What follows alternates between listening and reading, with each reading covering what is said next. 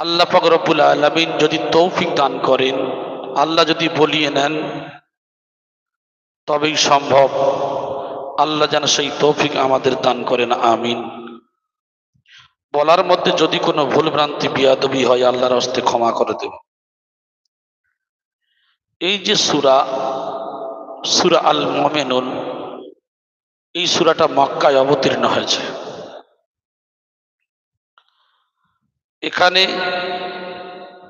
এই যে কোরআনে কারীমের এই যে আয়াতগুলির সম্পর্কে আপনারা ইতপূর্বে এই আলোচনা শুনেছেন। যেহেতু হুজুর কিবলা রহমাতুল্লাহ আলাই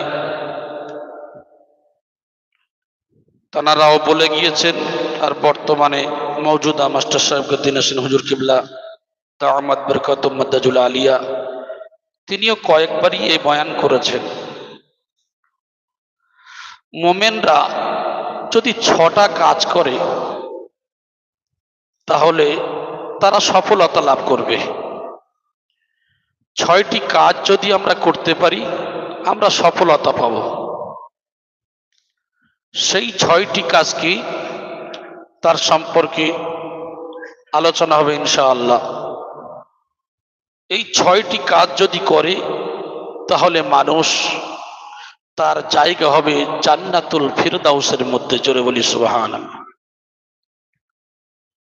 আল্লাহ পাক রব্বুল আলামিন এ সম্পর্কে অনেক কথা বলেছেন। যেমন কদ আফলাহাল মুমিনুন, অবশ্যই সফলতা পেয়েছে কারা? ওই ব্যক্তি যারা সফল কাম পেয়ে গেছে। তারা কারা? ওই মুমিন যাদের মধ্যে 6টা গুণ পাওয়া যাবে। তারাই শর্ত অনুযায়ী চলবে। তার মধ্যে একটা গুণ হলো কি, আল্লাযীনা হুম ফি সলাতিহিম খাশিউন। এই যে আল্লাযীনা, যারা হুম ফি সলাতিহিম খাশিউন, তাদের সলাতের মধ্যে, নামাজের মধ্যে নম্র, ভদ্র, বিনয় নম্রতা থাকবে নামাজের মধ্যে। এই নামাজের মধ্যে বিনয় নম্র থাকা অর্থাৎ একজন মোমেনের প্রথম গুণ হলো খুশু এবং খুদুর সঙ্গে নামাজ আদায় করা। এই হচ্ছে সফলতা লাভে যে সফলতা মানুষ পাবে। 6টা গুণ, তার মধ্যে একটা গুণ হলো খুশু। এর আসল মানে কি? খুশু এর আসল মানে হলো স্থিরতা হওয়া। স্থিরতা হওয়া, অন্তরকে স্থিরতা রাখা। আমাদের যে অন্তর, আমাদের মন, আমরা যখন নামাজ পড়ি, এই মন কিন্তু চতুর্দিকে ঘুরে বেড়ায়। মন যখন ঘুরে বেড়ায় তখন দেখবেন তার নামাজের মধ্যে মজা লাগে না। নামাজ পড়ে ঠিকই, কিন্তু নামাজের মধ্যে মজা আসে না। এবং নামাজ পড়ছি, মন অন্যান্য জায়গায় ঘুরে বেড়াচ্ছে। কেউ চাষবাস করেন, চাষবাসে, ব্যবসা বাণিজ্য, কাজ কারবার, যে যে কাজের মধ্যে থাকেন, বিভিন্ন ফ্যামিলির চিন্তা, নামাজের মধ্যে নামাজ পড়ছে কিন্তু সেই ব্যক্তির মনটা ঘোরাফেরা করছে। অতএব এই নামাজির মনকে সঠিক কাজে লাগানো হলো একজন মুমিনের কাজ। সেই মনটা কি হবে? স্থিরতা হবে। কিসের স্থিরতা? একমাত্র আল্লাহর জন্য।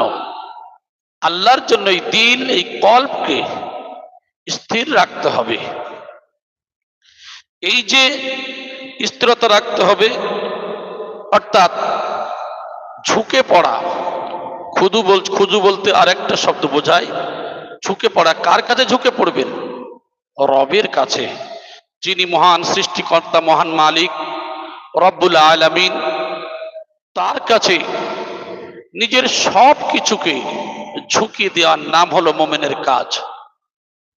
এই যে মোমেন তার মনকে ঝুঁকিয়ে দেবে, অন্তরকে ঝুঁকিয়ে দেবে, নিজের মনকে দমিয়ে রাখবে এবং আল্লাহর প্রতি বশীভূত হওয়া। দেখবেন স্বামী স্ত্রী, স্ত্রী স্বামীর প্রতি যেমন বশীভূত হয়, মহাব্বত হয়, ঠিক পৃথিবীর যিনি মালিক, যিনি স্রষ্টা রব্বুল আলামিন, তার প্রতি আমাদের ওইরূপ বশীভূত হতে হবে, যেহেতু তিনি আমাদের সৃষ্টিকর্তা, তিনি আমাদের পালনকর্তা। এই জন্য করে আমাদের সব কিছু না যে নিয়ামত যিনি দিয়েছেন তার প্রতি নিজেকে কি করার, বিলীন করে দেয়া, বিলিয়ে দেওয়া। এই বিলিয়ে দিয়েছিলেন আমাদের নবী জনাবি মুহাম্মদ রাসূলুল্লাহ সাল্লাল্লাহু আলাইহি ওয়াসাল্লাম, সাহাবায়ে কেরাম রাদিয়াল্লাহু তাআলা আনহুম আজমাইন, তাবেঈনগণ, আইম্মায়ে মুজতাহিদিনগণ, আজকের জামানার মুর্শিদ সুফি মুফতি আজান গাছি রহমাতুল্লাহ আলাইহি এবং তানার খলিফাগণ সেই পদ্ধতিতে আজকের নিজের জীবনকে কুরবানি করে দিয়েছেন। আমরা পড়ি, ইন্নাস সালাতি ওয়া নুসুকি ওয়া মাহইয়ায়া ওয়া মামাতি লিল্লাহি রাব্বিল আলামিন। নিশ্চয়ই আমার নামাজ, আমার কুরবানি অর্থাৎ ত্যাগ, এই যে আমার ত্যাগ বা কুরবানি কখন, কোথা থেকে কোন পর্যন্ত, আমার জীবন থেকে নিয়ে মরণ পর্যন্ত, হে রব, হে আল্লাহ, সব তোমারই জন্য। জোরে বলি সুবহানাল্লাহ। আমাদের জীবন থেকে নিয়ে মরণ পর্যন্ত যা কিছু হবে, যা কিছু ত্যাগ, যা কিছু কুরবানি, সব আল্লাহর জন্যই হতে হবে। সুবহানাল্লাহ। এই নিজের মন দিলকে কেন করব, নিজের দিল মনকে কেন আল্লাহর দিকে রুজু করব? কারণ যে রব, যে স্রষ্টা আমাদেরকে সৃষ্টি করেছেন, সেই রব্বুল আলামিন তিনি আমাদেরকে সব নাজ নিয়ামত দিয়েছেন। মোমেন কারা হবে? ইন্নামাল মুমিনুনা আল্লাযীনা ইযা যুকিরাল্লাহু ওয়াজিলাত কুলুবুহুম ওয়া ইযা তুলিয়াত আলাইহিম আয়াতুহু যাদাতুহুম ঈমানাও ওয়া আলা রাব্বিহিম ইয়াতাওয়াক্কালুন। মুমিন হবে তারাই যারা আল্লাহর জিকিরে, আল্লাহর স্মরণে, ওয়াজিলাত কুলুবুহুম, অন্তরে কম্পন শুরু হয়ে যায়। অন্তরে কি হয়? কম্পন শুরু হয়। ওয়া ইদা তুলিয়াত আলাইহিম আয়াতুহু, যখন আমার আয়াতকে পাঠ করা হয়, যাদাতুহুম ঈমানা, ঈমানটা বেড়ে যায়। জোরে বলি সুবহানাল্লাহ। মানুষের ঈমানটা কখন বৃদ্ধি পায়?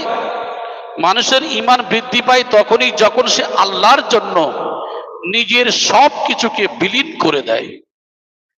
যখন নিজের অন্তরকে, নিজের কল্পকে, নিজের আত্মাকে আল্লাহর রাস্তায় বিলীন করে দেয়, তখন কি হয়? ওই ব্যক্তির আল্লাহর কথা যত শুনবে, কোরআন ও হাদিসের কথা যখন শুনবে, তার দিলের মধ্যে একটা ভয় আসবে। এই ভয়টা ততক্ষণ আসবে না যতক্ষণ সে আল্লাহর জন্য কিছু করবে না, বা এই মনটা সঠিক কাজে লাগাতে পারলো না। এই মনকে কাজে লাগাতে গেলে একমাত্র আমার আপনার কি করতে হবে? এই নামাজের সময় আমি ইবাদত বন্দেগী যাই করি না কেন, এই ইবাদত বন্দেগীর মধ্যে আমার দিল, আমার মনকে আল্লাহর জন্য কি করতে হবে? স্থিরতা রাখতে হবে, আল্লাহর জন্য সঁপে দিতে হবে। এই নিবেদিত প্রাণ যদি না থাকে তাহলে কি হবে? আমি যে মোমেন, আমার যে প্রথম শর্ত হবে আল্লাহর জন্য মন দিলকে রুজু করা, তাহলে সেই শর্তের মধ্যে আমরা পড়বো না। আমাদের আসলে নামাজ তো বেকার হয়ে যাবে যখন আমাদের মন নামাজের মধ্যে থাকবে না। তাহলে আমরা রবকে কেমন ভয় করি, আল্লাহকে কেমন ভয় করি? আল্লাহর ভয় করতে গেলে আমাদের দিল মনকে আল্লাহর জন্য রুজু করতে হবে। আর এই রুজু করতে গেলে এই কল্প বা আত্মা, এই যে অন্তরকে আল্লাহর জন্য যে সঁপে দেবেন, এই সঁপে দিতে গেলে কি করতে হবে? আমাদের এর জন্য শর্ত হলো হালাল রুজি খেতে হবে, হালাল খাদ্য খেতে হবে। এই জন্য করে আল্লাহ পাক রব্বুল আলামিন কোরআনের বহু জায়গায় উল্লেখ করেছেন। হাদিসে কুদসির মধ্যে এসেছে, ইয়া আইয়ুহার রাসূল কুলু মিনাত তাইয়্যিবাতি ওয়া আমালু সালিহান। হে রাসূল, সর্বপ্রথমে তুমি হালাল খাও, পাক পবিত্র বস্তু খাও, আর তুমি কি করো? সৎ কাজ করো। ওয়া আমালু সালিহান, আর তুমি সৎ কাজ করো। অর্থাৎ আমার আপনার রিজিক, আমার আপনার রুজি সর্বপ্রথম পাক পবিত্র বস্তু হালাল খেতে হবে। যেমন আমরা যদি লক্ষ্য করে দেখি, আজকে বর্তমান জামানায় আমরা জানি হাদিসের মধ্যে এসেছে ওয়া ইজাবাতি দাওয়াত, দাওয়াত কবুল করা সুন্নত। দাওয়াত যে কবুল করা সুন্নত, কোন ব্যক্তির দাওয়াত আপনি কবুল করবেন? সেই ব্যক্তিকে, হ্যাঁ, সেই ব্যক্তি কি আছে? এই ব্যক্তি যদি আল্লাহর নাফরমান বান্দা হয়, এই ব্যক্তি সে যদি সুদে টাকা খাটায়, মদ পান করে, মদ বিক্রয় করে, যত নাজায়েজ হারাম কাজ আছে এই ব্যক্তি এই কাজের মধ্যে লিপ্ত। অতএব এই মানুষটা আমাকে দাওয়াত করলো আর আমি কি করলাম? যদি সেই বাড়িতে খেয়ে ফেলি তাহলে আমি মনে করছি উনি তো মুসলিম, কারণ উনি লা ইলাহা ইল্লাল্লাহু মুহাম্মদ রাসূলুল্লাহ সাল্লাল্লাহু আলাইহি ওয়াসাল্লামে কলেমা পড়েছেন। আসলে এই কলেমা পড়া মানে সারা শরিয়তের হুকুমকে মানতে হবে। যেমন কোন মহিলাকে যখন বিবাহ দেয়া হয়, ওই মহিলাকে বলা হয় অমুক জায়গার ছেলের সঙ্গে তুমি কি কবুল আছো? সে বলে আলহামদুলিল্লাহ আমি কবুল আছি। ওই মেয়েকে বলা হয় না যে ওর বাড়িতে যাবে, তুমি কি করবে, সংসারের যাবতীয় কাজ একটা একটা করে নাম ধরে বলা হয় না যে ওই বাড়িতে গিয়ে তুমি উঠান ঝাঁট দেবে, ওই বাড়িতে গিয়ে তুমি বাচ্চা দেবে বা লালন পালন করবে, ওই বাড়িতে গিয়ে তোমার এই কাজ করতে হবে, তুমি কবুল আছো, এ শব্দ ব্যবহার করা হয় না। ব্যবহার করা হয় শুধু ওই ছেলের তার যে জায়গা বা তার যে নাম ধরে বলা হয় অমুক জায়গার অমুক ছেলের সঙ্গে তুমি কি কবুল আছো? সে বলে আলহামদুলিল্লাহ আমি কবুল আছি। এই কবুল আছি এই শব্দটা যখন সে ব্যবহার করেছে, ঠিক ওই সংসারের পুরো দায়িত্ব তার উপরে বর্তায়। ঠিক তদ্রূপ একজন মুসলিম তার এই লা ইলাহা ইল্লাল্লাহু মুহাম্মদ রাসূলুল্লাহ সাল্লাল্লাহু আলাইহি ওয়াসাল্লাম এই কলেমা পড়া মানে, এই কলেমা পড়ে নিয়েছে মানে ঠিক ওই শরিয়তের হুকুমকে তার মধ্যে উজ্জ্বল রয়েছে সেগুলো মেনে নিতে হবে, মানতে হবে।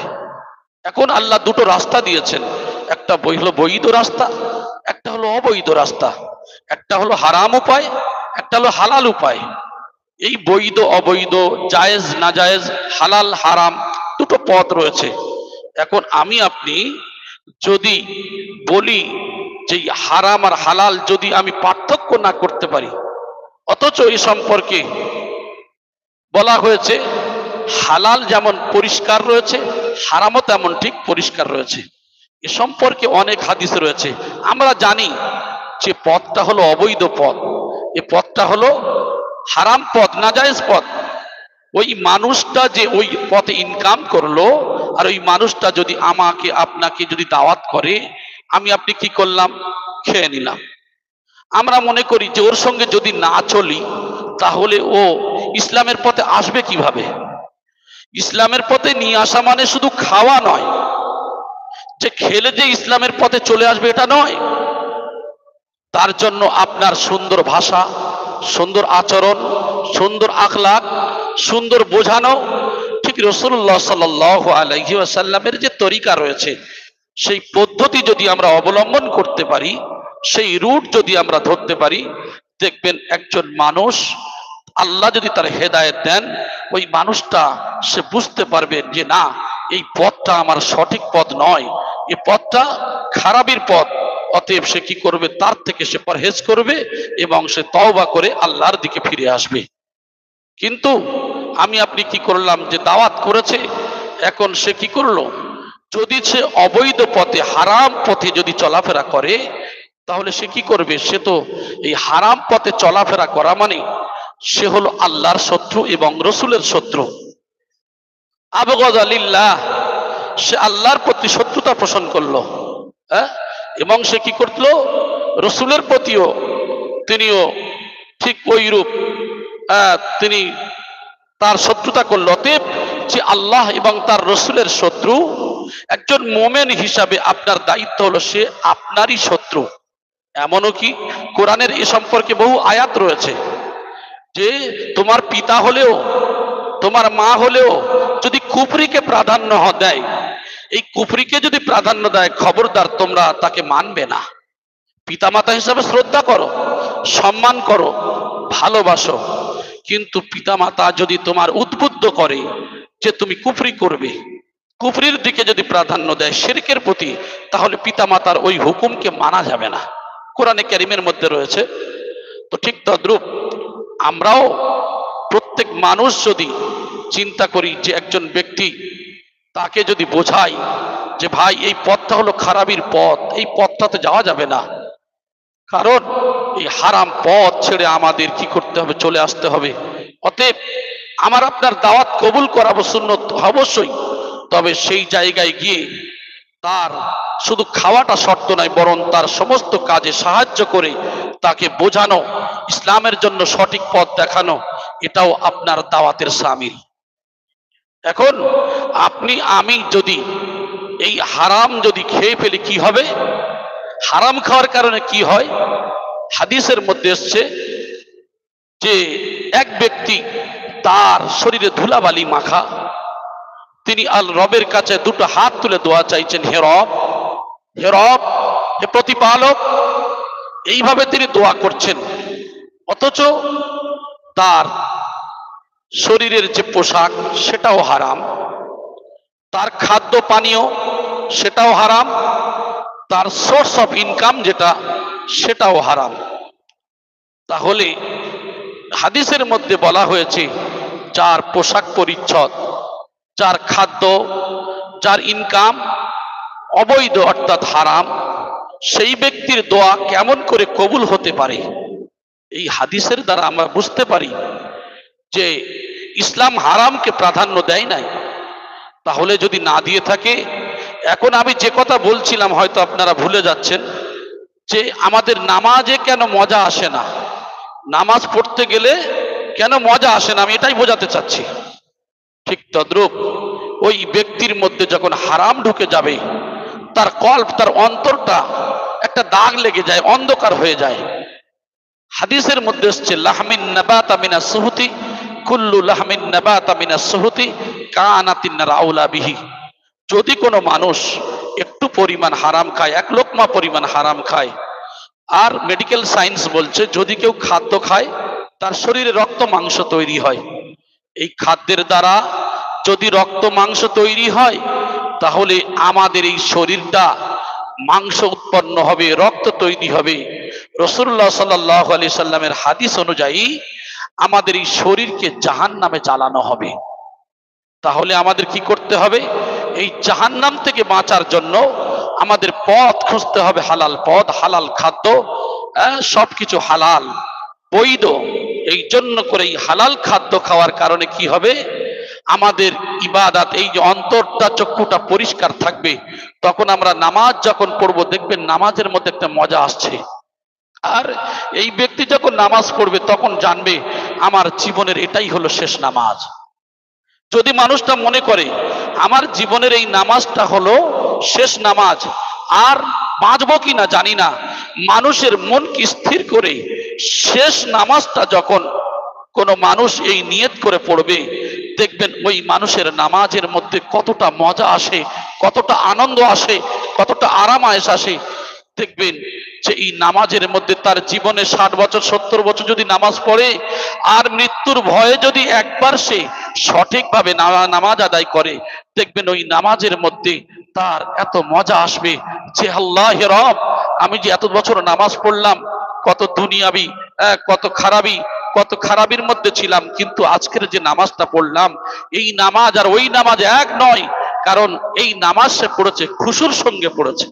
এই নামাজ সে অন্তরকে শুবে দিয়েছে আল্লাহর জন্য, তার দিলকে আল্লাহর দিকে রুজু করে দিয়েছে। এই দেওয়ার কারণে ওই ব্যক্তি কি হলো? একজন যে নামাজ পড়েছেন, এই নামাজটা তার জন্য কি হয়েছে? যে আরাম আয়েশ, অর্থাৎ সে আল্লাহর জন্য যখন শুবে দিয়েছে, তখন তার নামাজের মধ্যে একটা আলাদা মজা আসছে। তাই এই বিনয় নম্রতা প্রকাশ করা, এর নাম হলো খুশু। দৃষ্টি অবনত রাখা, শব্দ নিচু রাখা, দৃষ্টিটাকে অবনত করতে হবে। কোন দিকে? সিজদার দিকে। নামাজ যখন পড়বেন আমরা কি করি, এই নামাজ পড়তে গেলে সিজদার দিকে লক্ষ্য রাখতে হবে। কেন? আমরা যখন এদিকে ওদিকে তাকাবো তখন দেখবেন মন আমাদের ঠিক থাকবে না, এটা দেখবে ওটা দেখবে, তখন নামাজের মধ্যে মজা লাগবে না। ঠিক তদ্রূপ নামাজ পড়তে গেলে কোনো দিকে তাকাবেন না, তাকাতে গেলে কোথায়? একমাত্র সিজদার স্থানে তাকাতে হবে। এই সিজদার স্থানে তাকালে তখন আপনার দিল, আপনার মনকে কাজে লাগাবেন। কিসের কাজে? আপনি যে সূরা কেরাত পড়ছেন, আপনি যেগুলো তেলাওয়াত করছেন, এর দিকে লক্ষ্য করবেন। আর বিশেষত যদি আপনি কোনো সূরা কেরাত পড়েন, আরো পারেন যদি তার মানে, তার অর্থগুলো বোঝার চেষ্টা করেন। অর্থগুলো বুঝলে কি হয়? তখন দেখবেন আল্লাহর ভয় দিলের মধ্যে জাগ্রত হয়। যেমন অনেকেই নামাজ পড়েন, সে নামাজ পড়ে তার দিলের মধ্যে ভয় নাই। আর একজন ব্যক্তি নামাজ পড়ছে, সূরা কেরাত পড়ছে, চোখ থেকে তার টপ টপ করে পানি ঝরছে। এই ব্যক্তির নামাজ আর ওই ব্যক্তির নামাজ এক নয়। যে কেরাত পড়ছে সেই কেরাতের মধ্যে তার চোখের পানি আসছে, কারণ সে যে কেরাতটা পড়ছে কোন জাহান্নামের ভয়, জাহান্নামের আযাব, জাহান্নামের শাস্তি, এমন বহু সূরা কেরাত রয়েছে, বা কিয়ামতের যে কথাগুলি সেই সূরার মধ্যে রয়েছে, এগুলি সে মানে বোঝার কারণে তার অন্তরের মধ্যে একটা ভয় আসছে। এই ভয় কাজ করার কারণে তখন দেখবেন ওই ব্যক্তির চোখ থেকে পানি ঝরছে। তাহলে এই ব্যক্তির নামাজ, আর একজন ব্যক্তি সে আসলো 4 রাকাত নামাজ 2 মিনিটে শেষ করে দিল, এই যে নামাজ, এই দুইটা নামাজের পার্থক্য আসমান আর জমিন পার্থক্য রয়েছে। এই জন্য করে আমাদের কি করতে হবে? বেশি বেশি এই যে সিজদার সময় আমাদের সিজদার দিকে লক্ষ্য রাখতে হবে নামাজের সময়। আর আমরা যদি এদিকে ওদিকে তাকাই, কি হবে? আমাদের মনকে স্থির রাখতে পারবো না। আর এই নামাজটা কতটুকু আল্লাহর দিকে মন রুজু করেছে সেটা আল্লাহ পাকই ভালো জানে। আর এই যে খুশু আর খুদু দুটো পরিভাষা রয়েছে, আমরা জানি এই দুটি পরিভাষা খুবই কাছাকাছি এর অর্থ বোঝায়। তবে খুদু কেবল শরীরের উপর প্রকাশ পায়। খুদুটা কি হয়? শরীরের উপর প্রকাশ পায়, শরীর বলে দেবে, এই শরীর বুঝতে পারে, মানে চেহারা দেখলে বোঝা যায়, এর নাম হলো খুদু। আর এই যে আপনার খুশু হলো মন, শরীর, চোখ, এই শব্দের মধ্যে প্রকাশ পায়। যেমন আপনার মনটা কেমন স্থির রেখেছেন, চোখের দ্বারা আপনি এই যে অন্তর, দিল যেগুলো আছে এর দ্বারা প্রকাশ পায়, সেটা হলো খুশু। আল্লাহ বলেন, আর রহমানের যাবতীয় শব্দ বিনীত হয়ে গেছে। এই যে আমি আপনি যে যখন নামাজ আদায় করি, আলী রাদিয়াল্লাহু তাআলা আনহু বলেন, খুশু ডানে এবং বামে না তাকানো। হযরত আলী রাদিয়াল্লাহু তাআলা আনহু বলছেন যে খুশু হলো ডানে বামে না তাকানো। অন্য বর্ণনায় এসেছে তিনি বলেন খুশু হচ্ছে মনের বিনয়, মনের বিনয়, নম্রতা, ভদ্রতা, শালীনতা। সাঈদ ইবনে জুবাইর রাদিয়াল্লাহু তাআলা আনহু বলেন খুশু হচ্ছে তার ডানে বামে কি আছে সেটা না জানা। আর আতা রহমাতুল্লাহি আলাইহি বলেন দেহের কোনো অংশ নিয়ে খেলা না করা। তাহলে আল্লাহর নবীর সাহাবী তিনি কি বলছেন যে ডাইনে বামে না তাকানো, আর এক ব্যক্তি কি বলছেন যে কোনো অঙ্গ প্রত্যঙ্গ নিয়ে খেলা না করা। যেমন আমরা অঙ্গ প্রত্যঙ্গ কিভাবে খেলা করি, আমরা দাঁড়িয়ে আছি, আঙ্গুল নিয়ে কি করলাম, পায়ের আঙ্গুল নিয়ে একবার উঠাচ্ছি একবার নামাচ্ছি, একবার উঠাচ্ছি একবার নামাচ্ছি। এই যে অঙ্গ প্রত্যঙ্গ নিয়ে খেলা করা, কোন সময়? নামাজ পড়ছি, আবার নামাজ পড়ছি, কেউ হাত নিয়ে একবার এখানে হাত দিচ্ছি, একবার মাথা চুলকাচ্ছি। হ্যাঁ, প্রয়োজন যদি আপনি চেষ্টা করবেন, দেখা যাচ্ছে আপনার কোনো কিছু কামড়াচ্ছে, মশা, মাছি, আপনি কি করবেন? খুব কষ্ট পাচ্ছেন, তাহলে আপনি আস্তে করে হাতটা নিয়ে সেখান থেকে সরিয়ে দিতে পারেন, মারা নিষেধ। কিন্তু আপনি কি করলেন? কিছু প্রয়োজন, বিনা প্রয়োজনে আপনি কি করছি, একবার হাত এখানে দিচ্ছি, একবার হাত ওখানে দিচ্ছি, মানে নামাজের মধ্যে কি ভাব? উদাসীনতা ভাব।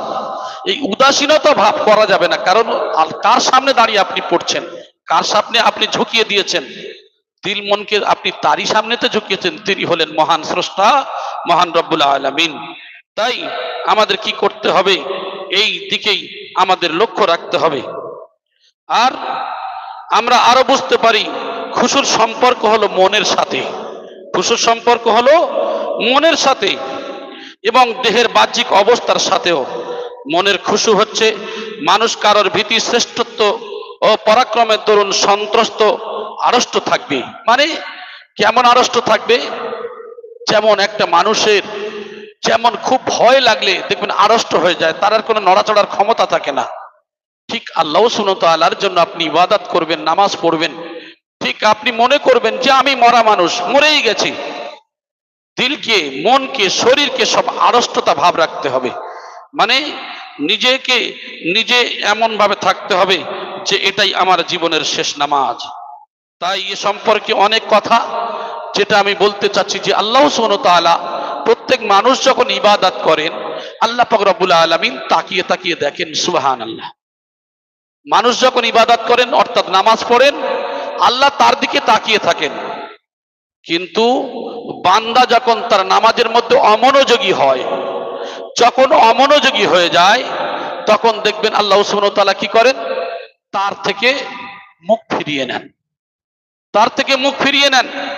আমরা কি চাইবো যে আমাদের রব, আমাদের আল্লাহ তিনি কি করবেন, আমাদের ইবাদতের মধ্যে তিনি তার দৃষ্টিকে ফিরিয়ে নেবেন? অবশ্যই না। তাহলে আমাদের কি করতে হবে, সেই আল্লাহ পাক রব্বুল আলামিনের জন্য আমাদের ইবাদত বান্দেগিটা, যে আমাদের রব আমাদের দিকে তাকিয়ে আছেন। আর আপনারা তো শুনেছেন যে হয় আমি আল্লাহকে দেখছি, না হলে আল্লাহ আমাকে দেখছে, এই মন নিয়ে ইবাদত করতে হবে। আমরা কি করি, এই নামাজ পড়তে পড়তে অঙ্গ প্রত্যঙ্গ নিয়ে খেলা করি, না হলে কাপড় ঝাড়া দিই, না হলে লুঙ্গি গুটাই, না হলে বিভিন্ন দিক আছে যেগুলি আমরা করি অনিচ্ছাকৃত। ইচ্ছাকৃত অনেকেই করি, হ্যাঁ, অনিচ্ছাকৃত আলাদা জিনিস, কিন্তু ইচ্ছাকৃত অনেকেই করি। কাপড় ঝাড়া দিলাম, একটু ধুলা লেগে আছে, কপালে বালি লেগে গেছে, আমি কপালের বালি ঝাড়ছি নামাজ পড়তে পড়তে। আবার একটু যেখানে সেজদা দেবো দেখা যাচ্ছে সেখানে কিন্তু ধুলাবালি পড়ে আছে, নামাজ পড়তে গিয়ে সিজদায় যাওয়ার সময় কি করলাম, ফু দিয়ে দিলাম। এগুলো করা যাবে না, এগুলো নিষেধ। কারণ আমার আপনার ওই ধুলাবালি ওই নামাজের মধ্যে আপনি যে ঝাড়ছেন, তাহলে আপনার মনটা কোথায় আছে বলুন তো? ওই ধুলাবালির দিকে আছে। ওই সময়টা আপনি আল্লাহর থেকে মুখ ফিরিয়ে নিয়েছেন। এই জন্য করে আমি আপনাদেরকে যেটা বোঝাতে চাচ্ছি যে একজন মুমিন যদি সফলতা পেতে চায়, তাহলে তার 6টি গুণ থাকবে। 6টি গুণের মধ্যে একটা গুণ হলো খুশু এবং খুদুর সঙ্গে সালাত আদায় করা, নামাজ আদায় করা। সুবহানাল্লাহ। নম্বর 2, ওয়াল্লাযীনা হুম আনিল লাগবি মুরিদুন। আর যারা আশার অর্থাৎ যে কর্মকাণ্ড, যে বাজে কথাবার্তা, এমন কর্মকাণ্ড থেকে সে কি করবে, বিমুখ থাকবে, সরে যাবে। আমরা তো বাজে কথা বলতে অভ্যস্ত, আমরা অশ্লীল কথা বলতে অভ্যস্ত, আমরা যে কোনো গল্প গুজবে থাকাটা অভ্যস্ত মনে করি। কিন্তু একটা মুমিনের দ্বিতীয় গুণ কি থাকবে, অনর্থক বিষয় থেকে সে সরে থাকবে। অনর্থক কথাবার্তা, অনর্থক কোনো গল্পগুজব, অনর্থক কোনো কাজ কাম, এর থেকে বিরত থাকা। হ্যাঁ, এই লাগবি এর অর্থ লাম গাইন ওয়াও, এর হলো আসল মূল যে শব্দ, এর অর্থ অসার, অনর্থক। এই যে কাজ, এর থেকে কি করতে হবে আমাদের প্রত্যেকের, হ্যাঁ, এই সমস্ত কথা বা কাজ থেকে সরে থাকতে হবে। এর মানে এমন প্রত্যেকটি কথা বা কাজ যা অপ্রয়োজনীয়। কেমন অপ্রয়োজনীয়? আমরা যদি লক্ষ্য করে দেখি, যেমন অনেক মানুষ নামাজও পড়েন, অনেক মানুষ আল্লাহর ইবাদত করেন, কিন্তু মানুষটা যেমন অনেকেই দেখবেন ক্যারাম খেলার নেশা আছে, অনেকেই লুডো খেলেন, অনেকেই তাস খেলেন। এই সমস্ত নোংরা যে কাজ রয়েছে এগুলি অনেকেই করেন। আচ্ছা বলেন তো দেখি, এই খেলার মাধ্যমে আমার আপনার উপকার কি আছে? এগুলোই তো বাজে কাজ, এগুলোই বাজে কাজ। এই কাজের দ্বারা আমার কোনো উপকারও হবে না, বরং আমার ক্ষতি হবে। এই যে সময়টা আপনার যে গেল, আল্লাহ সুবহানাহু ওয়া তাআলা যে একটা সময় দিয়েছেন, এক মুহূর্ত, এই মুহূর্তটা আমার আপনার কাজ ছিল কি, যে রব সৃষ্টি করেছেন আল্লাহর জন্য কি করা, আমার আপনার বেশি বেশি করে জিকির করা। জিকির করার দরকার ছিল। এই সময়টা আমার যে পার হয়ে গেল, একটা মিনিট, একটা সেকেন্ড, লা ইস্তাখিরুনা সাআতাও ওয়া লা ইস্তাকদিমুন, মৃত্যুর সময় যখন এসে যাবে একটা মুহূর্ত সময় দেয়া হবে না, একটা মুহূর্ত সময় দেয়া হবে না। এই জন্য করে আমাদের কাজ হবে ওই মুহূর্ত, ওই সময়টাকে কাজে লাগানো। সেই কাজে লাগিয়ে আমাদের কি করতে হবে, যে কোনো অসার কোনো কথাবার্তা বলা, বাজে কথা বলা, কোনো বাজে কাজ থেকে দূরে থাকা। এই দুনিয়ার এই যে খেলা, যত রকম গান বাজনা, যত রকম এই সমস্ত অশ্লীল বেহায়াপনা যত কিছু আছে, এর থেকে আমাদের বিরত থাকা। কারণ এগুলি আমাদের ক্ষতি করে, এগুলি উপকার করে না, উপকার করে না, বরং এগুলি আমাদেরকে ক্ষতি করে। তাই আমাদের কাজ হবে এই ক্ষতির হাত থেকে আমাদের কি করতে হবে, সরে থাকতে হবে, ক্ষতির হাত থেকে আমাদের পরহেজ করতে হবে। এই জন্য করে এগুলো হলো আমাদের দ্বিতীয় গুণ। আর আমরা অনেকেই কি করি, শিরকের মধ্যে লিপ্ত হয়ে যাই। কোন শিরকের মধ্যে এমন কাজ করলাম যেটা বরং আমার ক্ষতি হলো, উপকার হলো না। আল্লাহ সুবহানাহু ওয়া তাআলা ওই ব্যক্তির গুনাহ মাফ করেন না যে শিরকে লিপ্ত হলো। এই শিরকের মধ্যে লিপ্ত হওয়া মানে আল্লাহর সমপরিমাণ কাউকে বানানো, আর আল্লাহর সমপরিমাণ কাউকে বানানোটাই তার নাম হলো শিরক। আজকের আমরা শিরকের মধ্যে লিপ্ত হই। অনেকেই এই আজানগাছি রহমাতুল্লাহের দরবারকে অনেকেই কটাক্ষ করেন, অনেকেই বলেন এই দরবারটা হলো বিদআতি দরবার। এই দরবার সম্পর্কে অনেকেই অনেক কথা বলেন।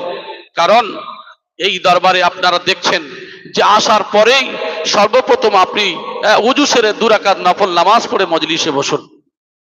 দেখেন আজকের এই মজলিসে আপনি যে বসবেন, এই পাক পবিত্র মজলিসে আপনি উজু সেরে নিলেন, সর্বপ্রথম আপনি যে পবিত্রতা অর্জন করলেন, এই সলাতের জন্য আপনি যে উজু করে নিলেন এবং আপনি 2 রাকাত নফল নামাজ পড়লেন। কেন? এই যে শুকরিয়ার নামাজ যে আপনি আদায় করলেন। দুনিয়ার মানুষ বিভিন্ন জায়গায় বিভিন্ন কাজে লিপ্ত, কত মানুষ গুনার মধ্যে, কত মানুষ বিভিন্ন কাজের মধ্যে রয়েছে।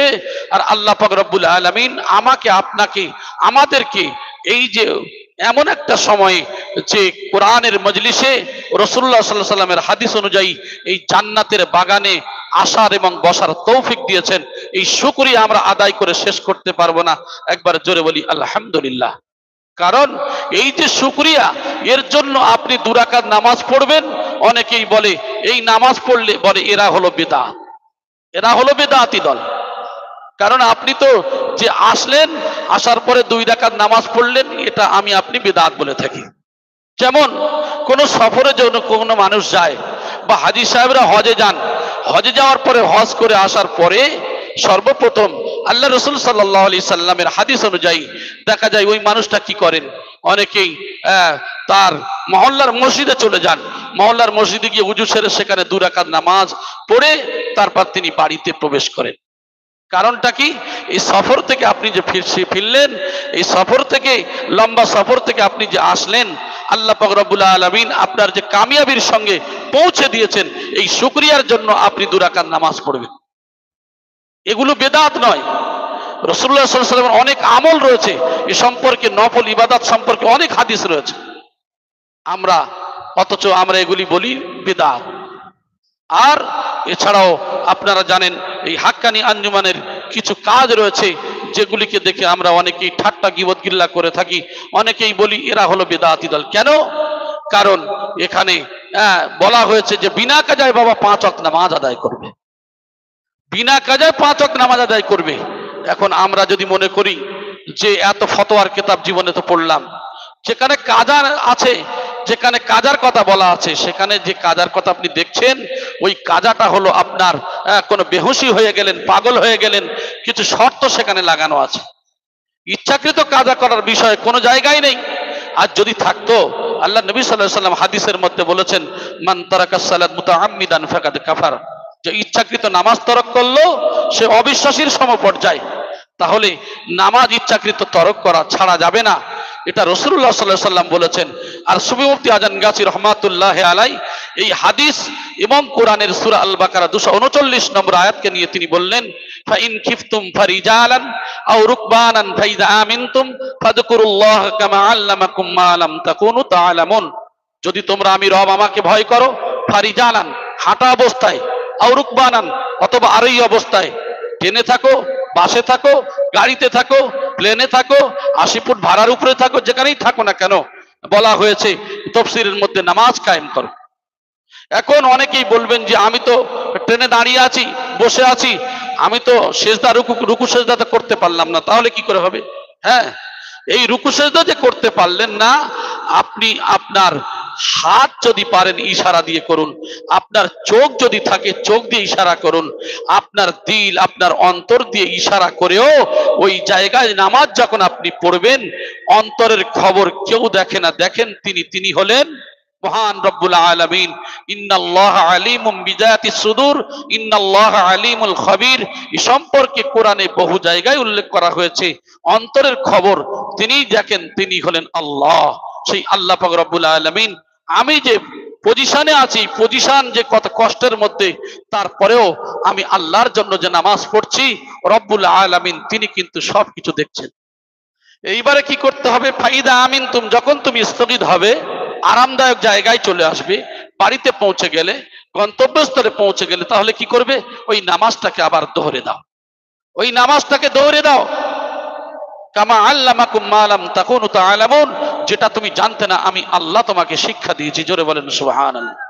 তাহলে এই যে আল্লাহ পাক রব্বুল আলামিনের শিক্ষা, আমি আপনি যদি মনে করেন যে বাড়িতে গিয়ে কাজা পড়ে দেব, বাড়িতে গিয়ে কাজা পড়বো, অথচ তার আগে আমার আপনার মৃত্যু চলে আসলো, মৃত্যু চলে আসলো। কারণ মৃত্যুটা কখন আসবে বলে আসবে না। মৃত্যু যদি চলে আসে, আপনি যে কাজা করে চলে যাবেন, হাক্কানি আঞ্জুমান সুফি মুফতি আজান গাজী রহমাতুল্লাহ দরবার বলছে, না বাবা, তুমি একটা পবিত্র মাটি রেখে দেবে বাবা, পবিত্র মাটি আর নামাজের জন্য একটা কাপড় সব সময়ের জন্য তোমার কাছে রেখে দেবে। যদি পারো, সুযোগ যদি থাকে, যদি পজিশন পাও, তাহলে কি করবে? ওই নামাজের মুসাল্লা ওই কাপড়টা ফেলে তুমি নামাজ আদায় করবে। আর যদি না সুযোগ থাকে, তোমার পজিশন নেই, তোমার পানি পাচ্ছ না, তাহলে ওই মাটি দিয়ে তায়াম্মুম করে ইশারায় হলেও তুমি নামাজটা আদায় করে নেবে। জোরে বলে সুবহান। আমরা কি বলি? আমরা এই সময় অনেকেই বলে থাকি, অনেকেই দেখবেন সাধারণ পীর ভাইগণ অনেকেই আছেন যারা কিছু জানে না, বোঝে না, আম মানুষ, কিন্তু স্টেশনে নামাজ পড়ছে, ট্রেনে যেখানে সময় পায় নামাজ পড়ে নেয়। অনেকেই বলে থাকেন, বলে এই আজান গাছির দল, এরা লোক দেখানো নামাজ পড়ে। নাউজুবিল্লাহ, আস্তাগফিরুল্লাহ। অনেকে এমন মন্তব্য আমরা করে থাকি, এসব এই বাইরে ঘাটে নামাজ পড়া, অনেকেই বলে লোক দেখানো নামাজ পড়া। এই যে সময়, আমরা আখেরি জামানা এমন একটা সময় এসেছি যে দেখবেন ঈমান রাখা, রাসূলুল্লাহ সাল্লাল্লাহু আলাইহি ওয়াসাল্লাম বলেছেন যে ঈমান রাখা বড় কঠিন হবে। একটা আগুন হাতে রাখা যত কঠিন, তার থেকে ঈমান রাখা বড় কঠিন হবে। সেই ঈমান আমাদের কিভাবে চলে যায়? আজকের আমরা এই যে প্রত্যেক রবিবার সুফি মুফতি আজান গাজী রহমাতুল্লাহ আলাইহি এই হাক্কানি আঞ্জুমানের কোরআনের মজলিস যে দিয়েছেন, এই জিকিরের মজলিস যে দিয়েছেন, আমাদের কাজ হবে এই মজলিসে আসার পরে আমাদের কি করা? তওবা করা, জিকির করা, এই কোরআন হাদিসের হুকুম হাকামকে সঠিকভাবে মেনে চলা। আমরা কি করব? যে সিলসিলা করি, হাক্কানি আঞ্জুমান একটাই কথা বলে, বাবা কোনো এখানে কোনো দল, কোনো সিলসিলার ব্যাপার নেই, কোনো দল জামাত ছাড়তে হবে না, তোমার দল জামাত তোমারই থাক বাবা। আসলে আল্লাহর হুকুম আর নবীর তরিকা অনুযায়ী চললে পৃথিবীর যত শ্রেষ্ঠ দল, আল্লাহওয়ালার দল, নবীর তরিকা অনুযায়ী চলা, এ তো সমস্ত কামেল মোর্শেদগণ তো এই কথাই বলেছেন। সুবহানাল্লাহ। কামেল ব্যক্তিদের কাজ তো এটাই, যে আল্লাহর হুকুম মতো চলার, নবীর তরিকা অনুযায়ী চলা। আজকে আমরা কি করি? হাক্কানি দরুদ শরীফ, আল্লাহুম্মা সাল্লি ওয়া সাল্লিম ওয়া বারিক আলা আবদিকা রাসূলিল কারীম।